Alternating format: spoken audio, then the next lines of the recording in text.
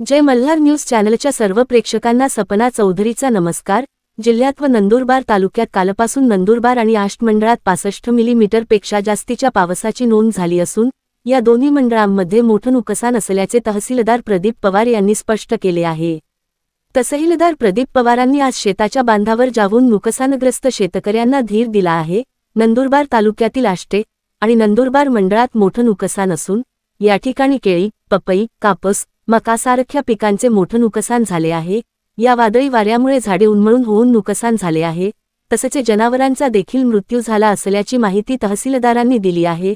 तातडीने पंचनामे करण्याचे आदेश देण्यात आले असून पंचनाम्यानंतर नुकसानीची आकडेवारी येणार असल्याचे तहसीलदार प्रदीप पवार यांनी स्पष्ट केले आहे। सपना चौधरी, जय मल्हार न्यूज, नंदुरबार।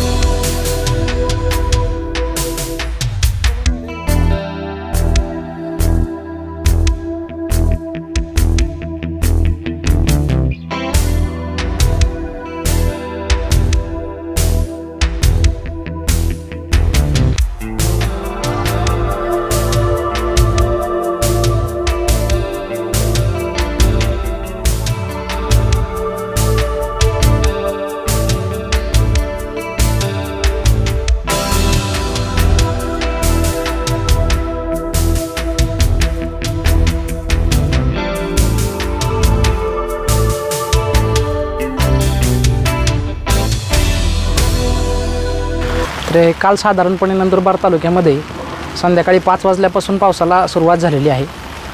पावसासोबतच मोठ्या प्रमाणावर वादळी वारा आलेला होता। तर त्या वादळी वाऱ्यामुळे जे आहे ते बहुतांश शेती पिकाचं नुकसान झालेलं आहे। तर आपल्या भागामध्ये जर पाहिलं तर नंदुरबार सर्कल असेल आणि आष्टा सर्कल असेल, या दोन सर्कलमध्ये 65 मिलीमीटरपेक्षा जास्त पाऊस झालेला आहे। त्यामुळे या दोन सर्कलमध्ये नुकसानीचं प्रमाण जास्त आहे। इतरही भागामध्ये नुकसान झालेलं आहे।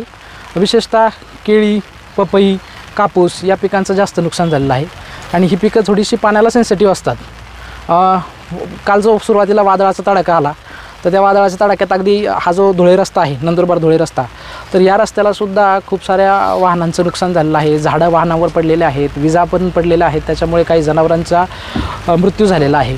तर प्रशासनामार्फत आपण सर्व तलाठी, कृषी सहाय्यक यांना सर्व शेती पिकाचं जे नुकसान झालेलं आहे किंवा इतर जनावरांचं जे मृत्यू किंवा जीवितहानी झालेली आहे, तर त्याचे पंचनामे करण्यासंबंधी सूचना दिलेल्या आहेत।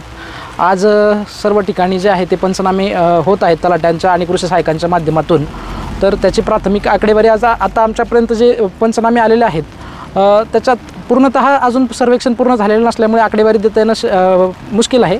परंतु संध्याकाळपर्यंत आमच्याकडे सर्व आकडेवारी येऊन जाईल आणि त्यानुसार जे आहे शासनामार्फत या शेतकऱ्यांना मदत करण्यासाठी प्रशासन सजग आहे। येत्या 2-3 दिवसामध्ये सुद्धा पावसाची शक्यता सांगितलेली आहे। त्याच्यामुळे आपल्या पंचनाम्याचं काम जे आहे ते पुढच्या 2-3 दिवससुद्धा चालेल पावसाच्या परिस्थितीनुसार।